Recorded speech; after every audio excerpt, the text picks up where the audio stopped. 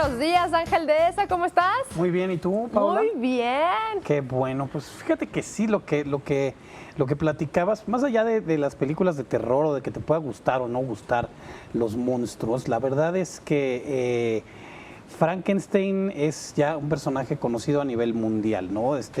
Comienza con el libro donde nace, ahorita vamos a platicar un poco, pero ya, bueno, pues ya hay caricaturas, hasta marcas Series. de cereal, películas, ya lo han hecho mexicano, lo han hecho en todos lados conocen a Frankenstein.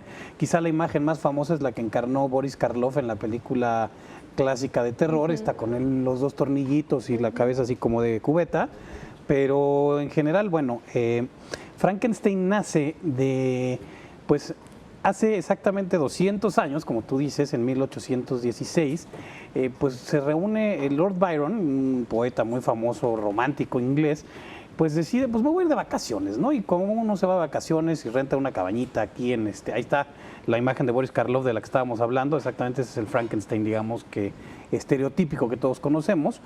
Y te decía, entonces se va de vacaciones y renta una cabaña en Suiza, alrededor de un lago, y te invitas a tus cuates, ¿no? Cuando te vas de vacaciones, pues haces ahí tu chorcha, no sé si se habrá cooperado para pagar la cabaña, eso no lo sabemos, pero pues su idea era vamos a salir a hacer de excursión y vamos a pasear y de repente llegan ahí y se dan cuenta de que no pueden porque ahí está un clima muy malo y en ese entonces pues no había tele, no había tablets, no había internet. Entonces dicen, pues, ¿qué hacemos, no? Y como eran 4 escritores muy famosos, estaba Lord Byron, estaba Polidori, estaba el poeta inglés Percy Shelley y venía con su novia, venía con una chica de apenas 18 años que se llamaba Mary Godwin, que era aspirante escritora y además estaba teniendo una relación, hay que decirlo, extramarital con Percy Shelley. Entonces les dice, bueno, vamos todos a hacer una historia de terror, a ver qué tal nos sale. Cada quien tendrá que hacer una historia de terror, ya que no podemos salir. Todos tenemos aspiraciones de escritores. Y bueno, de ahí salió, Lord Byron hace un pequeño relato sin mucha importancia. Polidori escribe El vampiro. Percy Shelley escribe un poema que se llama Oscuridad. Y Mary Shelley, que además era una niña de 18 años, que nadie le hacía como mucho caso, gesta la idea, porque no la acabo de escribir ahí, porque es una novela larga, sobre una historia de un hombre que quiere crear vida, o sea, algo que solamente estaba reservado y sigue reservado para la divinidad o para la naturaleza o para lo que sea, pero él quiere crear vida y entonces decide, pues con esto se obsesiona y entonces empieza a hacer experimentos y empieza a robarse partes de los cementerios y de repente crea un ser humano, ¿no? Crea un ser humano, pero pues una vez que lo crea, la cosa es que los seres humanos de entrada nace adulto, pero con el coeficiente intelectual de un niño. Bueno, no el coeficiente intelectual, sino las experiencias de un niño, pero además pues no le queda muy bonito, digamos, estéticamente.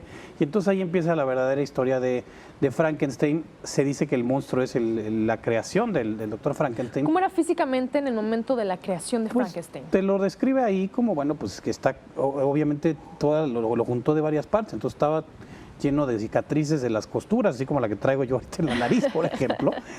Pero entonces no era agradable a la vista y pues de repente el hombre lo ve y se asusta, ¿no? Porque y el monstruo huye y entonces empieza ahí la verdadera historia de cómo pues el monstruo es un catalizador para que saquemos todas las cosas pues negativas a veces que tenemos los seres humanos, porque pues la gente no lo veía y se espantaba, entonces le aventaba cosas o lo trataba como si les fuera a hacer daño. Y realmente entonces, siempre fue rechazado. Fue rechazado. En algún momento le pide a su creador, oye, bueno, hazme una mujer para que yo no esté solo y te prometo que me voy a vivir donde nadie me encuentre.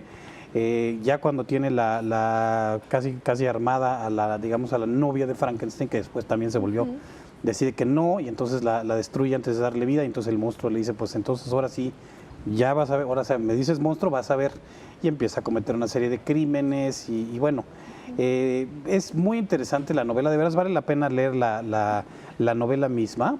Si se esperan, así como estas películas, no es una cosa mucho más psicológica, es literatura gótica, entonces es esta cosa como esta atmósfera oscura y de terror.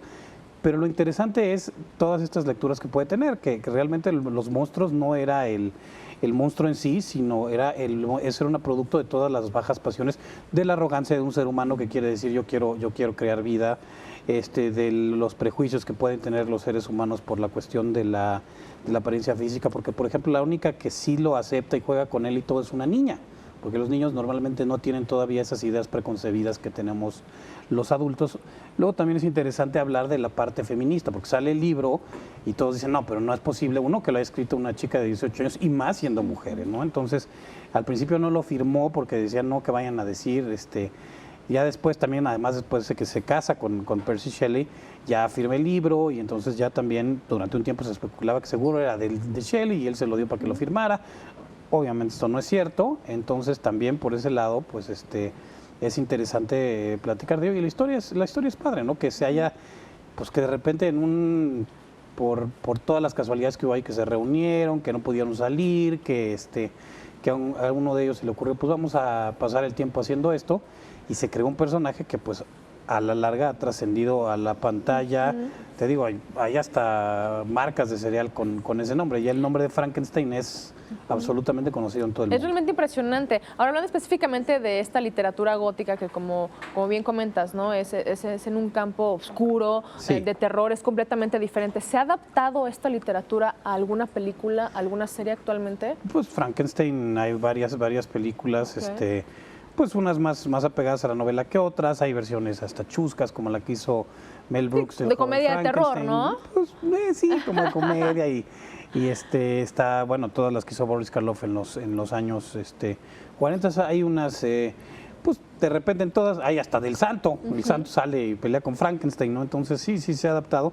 Ahora la literatura gótica, bueno, está Shelley, está Byron, está Edgar Allan Poe, es también uno de estos, de los grandes exponentes de la literatura gótica, es esta cosa así como de noche.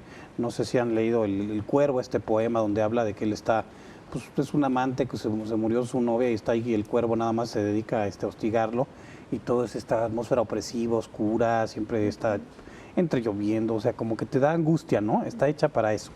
Entonces, sí, es muy, trabaja mucho con imágenes, entonces es muy fácil de adaptar a otros medios como la pantalla, pero lo que nos ocupa hoy son 200 años, porque exactamente el 16 de junio de 1816 fue cuando Lord Byron les propone este reto a sus visitas, y los demás, bueno, te digo, termina, pues de repente acabaron historias cortas, además se puso bien el clima, se dedicaron a salir, y Mary Shelley fue la única que quedó escribiendo, y ahí está, pues, Frankenstein o el moderno Prometeo, se llama. 200 años de crear esta literatura, pero también de crear este personaje, Sí.